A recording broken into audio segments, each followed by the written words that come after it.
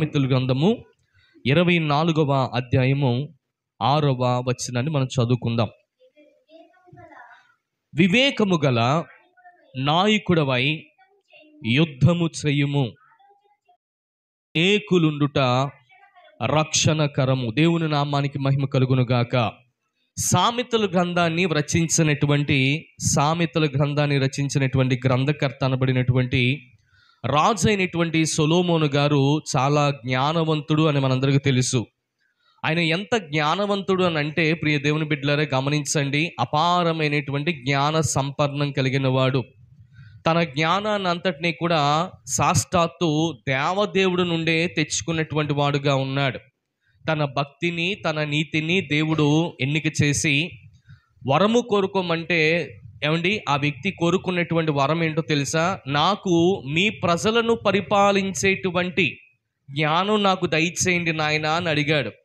నిజంగా చూడండి, ఆయన మీలా నాలా సాధారణమైనటువంటి వ్యక్తి కాదు. అప్పటికే 40 సంవత్సరాలు ఏకఛత్రాధిపత్యాన్ని వహిస్తున్నటువంటి ఇశ్రాయేలీల రాజుల్లో 3వ కోణానికి సంబంధించిన వాడు. ఇప్పుడు చెప్పండి, ఒక రాజుకి రాజ్యాన్ని పరిపాలన చేస్తూ ఉంటే తెలివి లేదంటారా?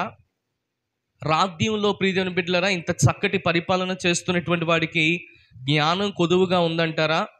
వాక్యాన్ని మీరు చూడగలిగితే ప్రియదేవుని బిడ్డలారా, దేవుని దయందు తనంతట తానుగా తగ్గించుకొని ఇప్పుడు మాట్లాడుతున్న మాట ఏంటో తెలుసా? ప్రభువా, మీ జ్ఞానం నాకు దయచేస్తే నేను ఇంకా చాలా చాకచక్యంగా మీ ప్రజలు నేను పరిపాలిస్తాను. మీ ప్రజలను పరిపాలించేటువంటి జ్ఞానం మా దగ్గర లేదు నాయనా, ఆ జ్ఞానం నాకు దయచే ప్రభువా అని ఒక రాజు ఎవరిని అడుగుతున్నాడు అని అంటే దేవదేవుని అడుగుతున్నాడు.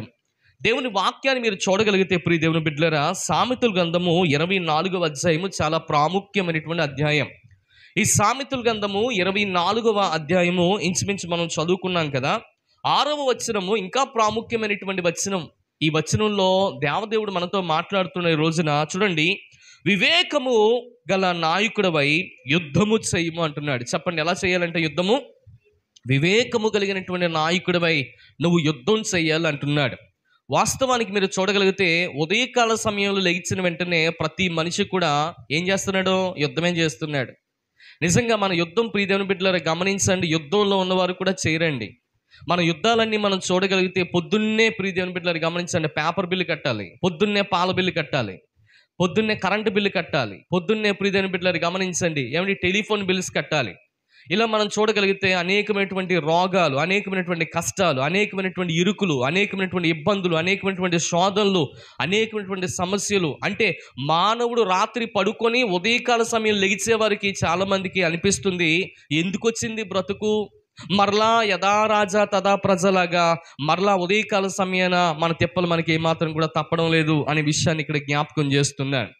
మానవుని యొక్క జీవితం నిజంగా చెప్పాలంటే ఒక యుద్ధ రంగం లాంటిది. అందుకనే సామెతల గ్రంథాన్ని రచించినటువంటి ఈ గ్రంథకర్త అంటున్నటువంటి మాట ఏంటో చెప్పమంటారా? వివేకము కలిగినటువంటి నాయకుడవై నువ్వేం చేయాలో తెలుసా?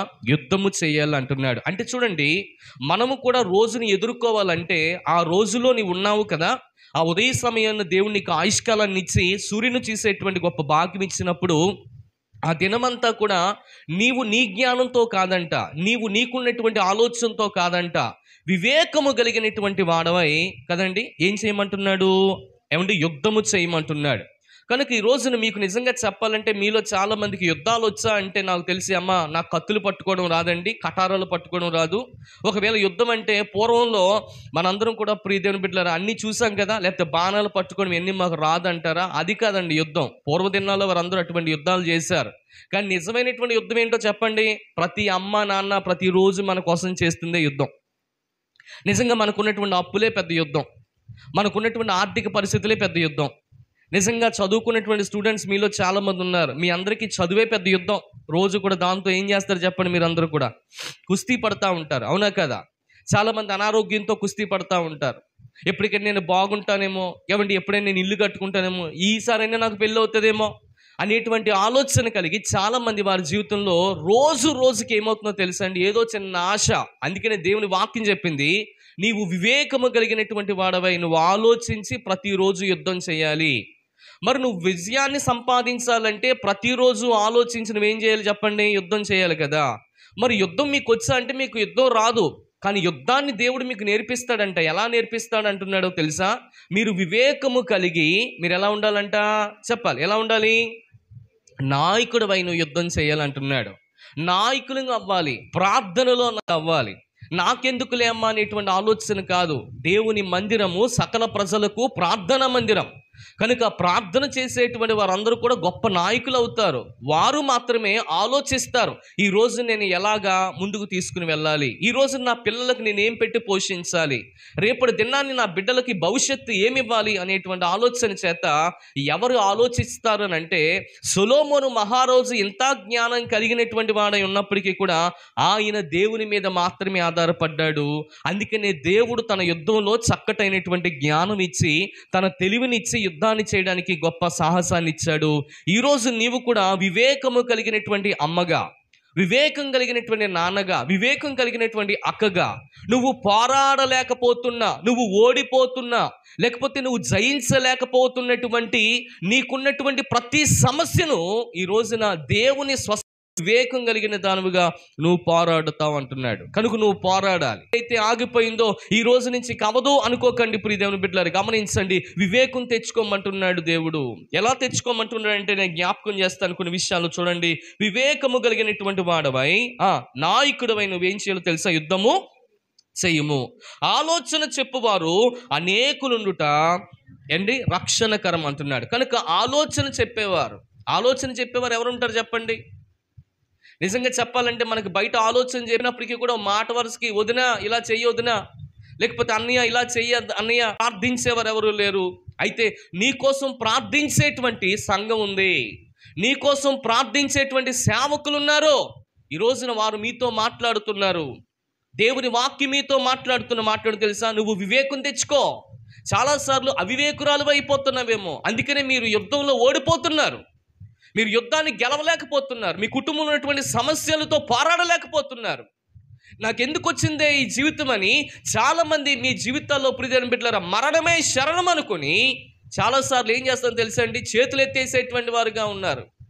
ఈ రోజున ప్రియమైన బిడ్డలారా ఈ యొక్క సంసారం అనేటువంటి సాగరాన్ని ఈదలేనటువంటి వారు ఎంతోమంది ఉన్నారు. ఎందుకు వచ్చింది నా జీవితం, ఎందుకు వచ్చింది నా బ్రతుకని చాలాసార్లు మన జీవితంలో ప్రియమైన బిడ్డలారా నాయకపు లక్షణాలు మనలో ఉన్నప్పటికీ కూడా పోరాడలేనటువంటి వారుగా, నాయకపు లక్షణాలు మనలో ఉన్నప్పటికీ కూడా యుద్ధం చేయలేనటువంటి వారుగా ఉన్నాం. దేవుని వాక్యం చెప్పింది, ప్రభువా ఎవరైతే దేవునిలో ఉంటారో వారందరికీ కూడా దేవుడు అన్నాడు. వాక్యం వినండి, ఇక్కడ మన వేళ్ళ కంటండి యుద్ధం నేర్పిస్తాడంట ఆయన. చెప్పండి ఏమండి? మన చేతులకేమో బలమును, మన వేళ్ళకేమో ఎలా యుద్ధం చేయాలో నేర్పిస్తాడంట. ఎప్పుడు? దేవుని ఆలోచన విధానాలు కలిగి ఉంటాయి. ఈ రాత్రికాల సమయంలో ప్రభు మనతో మాట్లాడుతున్నటువంటి మాట, నువ్వు యుద్ధం చేయడానికి ఇష్టపడుతున్నావా? నేను సిద్ధంగా ఉన్నాను ప్రభువా, నాలో ఏమీ లేదు. కానీ ఈ రోజున మీ సేవకుని ద్వారా వచ్చిన ప్రతి మాటను బట్టి, నీ సంఘం ఇచ్చేటువంటి ప్రోత్సాహాన్ని బట్టి, నీ సంఘం చేసేటువంటి ప్రార్థన బట్టి, ఇగో నీ సేవకులు పడుతున్నటువంటి ఆ యొక్క మా ప్రార్థనలు బట్టి, కష్టపడుతూ ఆయన ప్రార్థన చేస్తున్న విధానాన్ని బట్టి, ఇదిగోనైనా నేను ఈ రోజున యుద్ధంలో నిలబడతాను. ఈ మాట ద్వారా నాకు శక్తినిచ్చారు, ఈ మాట ద్వారా నాకు బలం ఇచ్చారు, మీకు స్తోత్రాలయ్యా అని నువ్వు చెప్పగలుగుతావా? దయచేసి గమనించండి. అందుకనే వాక్యం చెప్తున్నటువంటి చక్కటి మాట, వివేకము కలిగినటువంటి నాయకుడివై యుద్ధము చేయము అంటున్నాడు. యుద్ధం మామూలుగా చేయకూడదంట, జ్ఞానంతో చేయాలంట. నువ్వేమాత్రం కూడా ఏమండి ఆచితూచి నువ్వు చేసావనుకోండి చచ్చిపోతావు, జాగ్రత్త. శత్రువు పక్క నుంచి బాణం పొడి చేస్తాడు. శత్రువు మన నుంచి ప్రియమైన బిడ్డలు దొంగచాటుగా ఏం చేస్తాడో తెలుసా? మాటు వేస్తాడు. నువ్వు చాలా ఆచితూచి చాలా జాగ్రత్తగా మీరు ఏం చేయాలి తెలుసా? యుద్ధం చేయాలి. యుద్ధ రంగంలోనికి వెళుతున్నప్పుడు నువ్వు జాగ్రత్తగా అన్ని విషయాల్లో కూడా మీరు చాలా జాగ్రత్త అయినటువంటి పరిస్థితులు మీరు ఏం చేయాలో తెలుసండి? జ్ఞాపకం చేసుకోవాలి. దావీదు కూడా యుద్ధానికి వెళ్ళాడంట కదండి. ఏం పెట్టుకున్నాడు? మొత్తం అంతా సౌలు మహారాజు అన్నీ ఇచ్చాడు. రాజా ఇదిగో నేను అన్నీ భరించలేకపోతున్నాను, చాలా వెయిట్గా ఉంది ఇదంతా, నేను మోయలేకపోతున్నాను, మామూలుగా నాకు వచ్చినటువంటి యుద్ధాన్ని చేస్తానని వెళ్ళాడు దావీదు. అప్పటికే ప్రియమైన బిడ్డలు తన మీద ఉన్నటువంటి ఏమంటే కవచాలన్నీ కూడా పక్కన పెట్టాడు. ఉన్నటువంటి వాడు చిన్నవాడుగా ఉన్నప్పటికీ కూడా దావీదు మొయ్యలేనటువంటి భారాన్ని మోస్తూ నేను ఈ యుద్ధాన్ని చేయలేను, ఈ యుద్ధం అంతా కూడా మీ రాజులకు సంబంధించింది, కానీ నా రాజు వేరే ఆయన ఉన్నాడు, ఆయన రాజులకు రాజు, ప్రభువులకు ప్రభువు. నాకు ఒక్క ఒడిసేల చాలు, యుద్ధము యెహోవాదే, నేను చేస్తాను యుద్ధం అని చెప్పాడు. రాజు అక్కడ ఉన్నటువంటి వాడు, అక్కడ ఉన్నటువంటి సైనికులు, సైన్యాధిపతులు అందరూ అనుకున్నారు గొలియాత్ అంత పెద్దగా ఉన్నాడు, వీడేమొచ్చి అందరూ అనుకున్నారు దావీదు చనిపోతాడేమో అనుకున్నాడు. చూసారా, యుద్ధంలో ప్రియమైన బిడ్డలారా చనిపోతాడనేటువంటి సంకేతాలు వచ్చినాయి. కానీ వాస్తవానికి మీరు చూడగలిగితే దావీదు యుద్ధంలో గెలిచాడు, ఏమండి గొలియాతు యుద్ధంలో ఓడిపోయాడు. ఇప్పుడు చూడండి, వివేకం కలిగినటువంటి వాడుగా కొట్టాలి సాతాను మీదకి. వివేకం కలిగినటువంటి వ్యక్తిగా చాలా జాగ్రత్తగా నువ్వు ఆలోచించాలి. దేవుడు నీకు మంచి వివేకం ఇచ్చాడు. జ్ఞానవంతురాలు తన ఇల్లును కట్టుకుంటుందని చెప్పాడు. జ్ఞానం అంటే వివేకం. వివేకము కలిగినటువంటి స్త్రీ ఏం చేయాలంటే ఉదయకాల సమయానికి వస్తున్నటువంటి సమయంలో మనము రాత్రంతా కూడా మెలకుగొండి ప్రార్థన చేయాలి. ఉదయకాల సమయానికి ప్రార్థన, ప్రభు కూడా అదే ప్రార్థన చేశాడు. రాత్రంతా ఉపవాసం ఉండి ప్రార్థన చేస్తూ ఉదయకాల సమయం సేవకి వెళ్ళాడు. అందుకనే చనిపోయిన వాడిని లేపాడు ఆయన యుద్ధంలో. అర్థమవుతుందండి? ఊచ చేతులు కలిగినటువంటి వారిని లేపాడు, అనేకమైనటువంటి వారిని లేపాడు. గల కారణం ఏంటి అంటే రాత్రంతా కూడా ఆయన శ్రమ పడ్డాడు, రాత్రంతా కూడా వివేకం కలుగుతూ ప్రార్థన చేశాడు. ఈ రోజున అదే ప్రార్థన మనం కూడా చేయగలిగితే దేవుడు మీ జీవితాల్లో కూడా కార్యం చేస్తాడనే విషయాన్ని ఇక్కడ జ్ఞాపకం చేస్తాడు. చూడండి.